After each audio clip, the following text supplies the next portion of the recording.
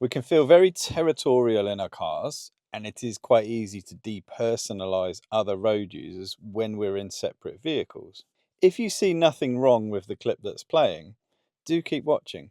In this video, I'll be giving you a few extra things to think about that many clearly don't when you follow a vehicle that is displaying this symbol. This might help you to avoid the same fate as someone that followed my car a little bit too closely back in 2018. I'll also be giving some advice that is aimed at newer driving instructors to help you cause less inconvenience on the road, as it is our responsibility as well to try and reduce inconvenience. And make sure you stay tuned until the end of the video, as I will be having the two of the country's leading highway code experts to talk you through their opinion of how you should be behind a learner driver. Before we get into it, if you are seeing me for the first time, my name's James. I'm a driving instructor in Norfolk. I'm ex-army and have all my HGV licenses, and I've driven all over the world with my previous job especially. There's plenty of content on the channel for whatever level your driving is. So please do hit like and subscribe. And the main aim of the channel is to help people that want to be helped, and also to promote healthy debate. So we all know when we follow a vehicle that has the red L plates displayed, we are following someone that has yet to pass their driving test, and reasonably we can assume they are an inexperienced driver. For many, that is enough for us to exercise good caution and good consideration when we follow such a vehicle. But for some, the message that the L plate is trying to tell us doesn't hit home. When you think about it, there's actually not much that the L plate does tell us. All it really tells us is that we are following someone that has not passed their driving test. So let's think about the things that it doesn't tell us. It doesn't tell us how many hours of driving that particular pupil has had with a driving instructor. You could have someone on their very first driving lesson, on their very first roundabout, or even on their very first go on an A road. It doesn't tell us what the learner is feeling. That learner could be feeling very anxious. They could have a lot going on in their personal lives that is affecting their concentration and their ability to perform. It doesn't tell us whether that learner has been involved in RTCs before. They could have had a lengthy break from driving and be returning to it after a particularly horrible event on the roads. And this could be something that they're struggling with. I've certainly taught a few people like that. It doesn't tell you about any difficulties with learning or neurodiversion that particular pupil has. To list a few that I currently teach: dyscalculia, dyslexia, dyspraxia, ADHD, ADD, autism, anxiety. When you are following a learner that has something like dyspraxia, motor skills can be affected in the learning process. I've taught many learners that will move the car away nicely, and then they'll be on the foot brake and they won't be able to realize what they're doing. And it doesn't matter how many times I say off the brake, or letting them know that they're on the foot brake, their brain won't process very quickly what is happening with the car. I have no way of unbraking a car if a student is braking too heavily or when they're not supposed to be. I don't have a way of taking the pupil's foot off of the brake pedal other than saying off the brake. Dyslexia often causes confusion over left and right, and results in slower processing of information that's happening and is told to the learner. So following a learner with dyslexia may prove a little bit more unpredictable, because they may respond later to events that are happening up in front of them. Anxiety and PTSD massively affect how someone that is learning to drive will be feeling about the process. They also could become a little bit more unpredictable if someone around them triggers a response from them. Anxiety often makes people see the worst case scenario as almost inevitable, and this can lead to blind panic. So it's worth bearing in mind that your actions around a learner driver could directly influence how they are feeling. Confusion over left and right can cause obvious confusion in terms of which way they are turning, but it can cause confusion in terms of which limbs are doing what. And so left foot braking can be quite common in these types of learners, and that's particularly dangerous. So what can you do next time you're following a learner? And my advice would be maybe just to go for the worst case scenario. Maybe it is a student on their first driving lesson. Maybe they've got PTSD or a learning difficulty or severe anxiety. Maybe they've got stuff going on in their personal life. You could have someone that has been involved in an RTC before And so keeping a nice distance for them is going to be a bit reassuring. Try and put yourself in their shoes and think, how would you like to be followed if you had any of those conditions or past incidents? So when you're following me and a learner driver, what I don't want to see really is this. I'm all up in your grill. I'm invading your personal space. Come on, faster. Get out the way. Especially if you're waiting at a junction, we can see the gestures that you're making. We can see the huffing and puffing.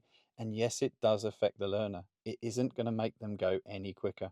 And maybe spare a thought for the driving instructor. They could also have forms of neurodiversion and learning difficulties. I myself am undiagnosed, but relatively sure through my daughter's process that I have ADHD. They also could be quite a new driving instructor. And despite what many think, this is not the easiest job. So it takes a bit of time to get used to controlling a learner and controlling the risk. But also think about what the instructor could have been through. I myself have been hit 4 times from the rear, twice with learners, and twice at very high speed.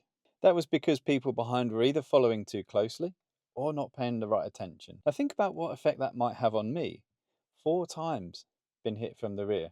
So when I have someone very close to me, it makes me anxious. It makes me quite irritated. I do get my raised heartbeat, and that takes my concentration away from what my learner is doing and what's happening up ahead.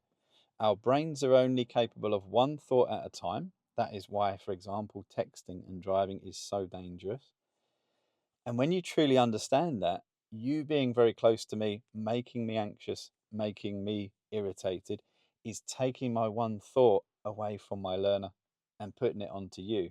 So, this was the result of someone back in 2018 that was following too closely.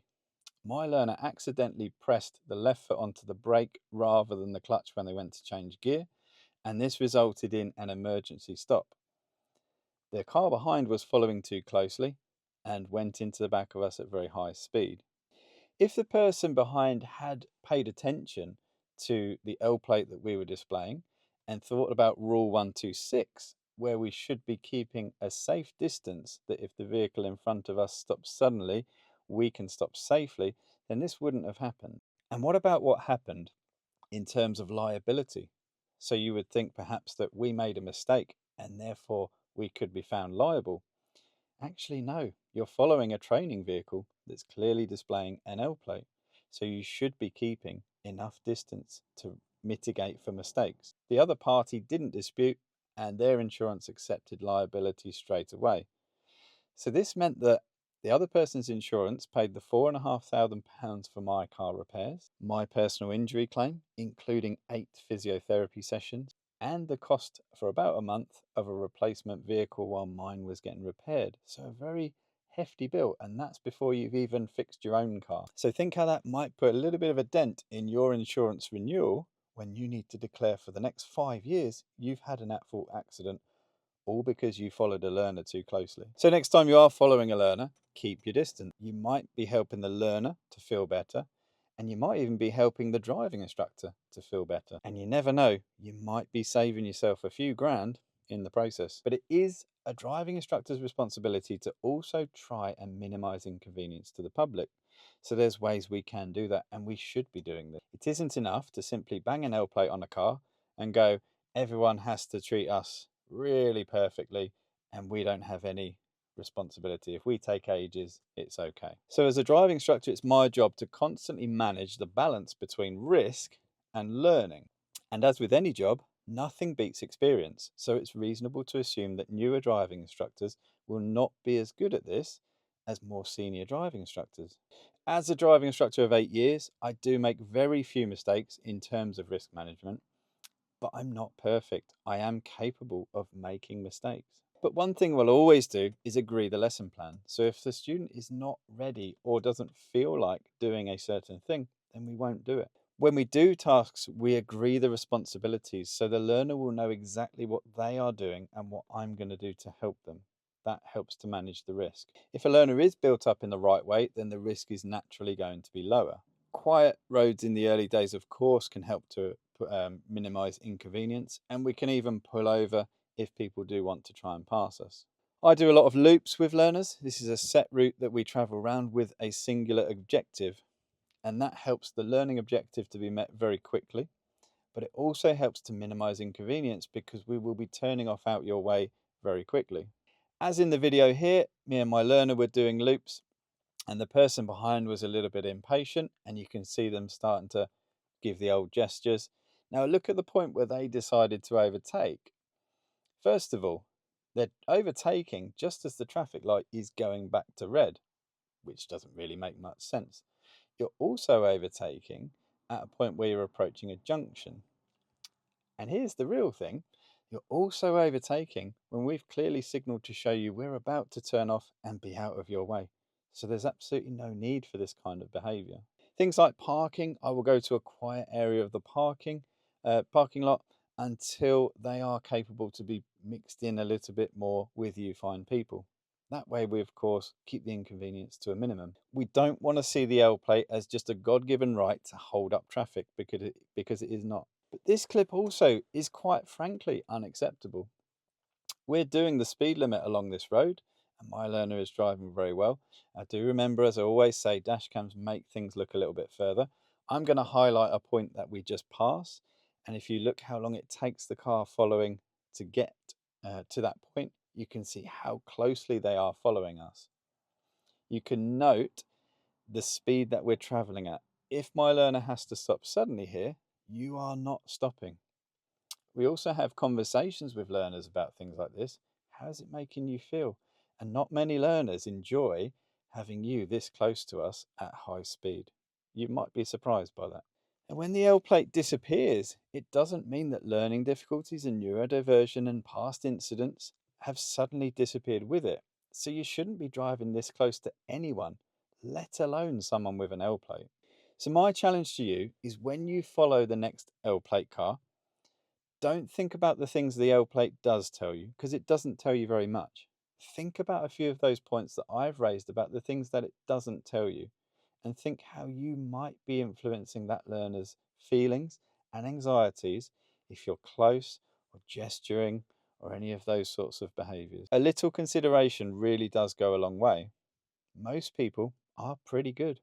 And don't just take it from me. I have two of the country's leading highway code experts. So Poppy, she's been reading the highway code with me for many, many years. She adores the book.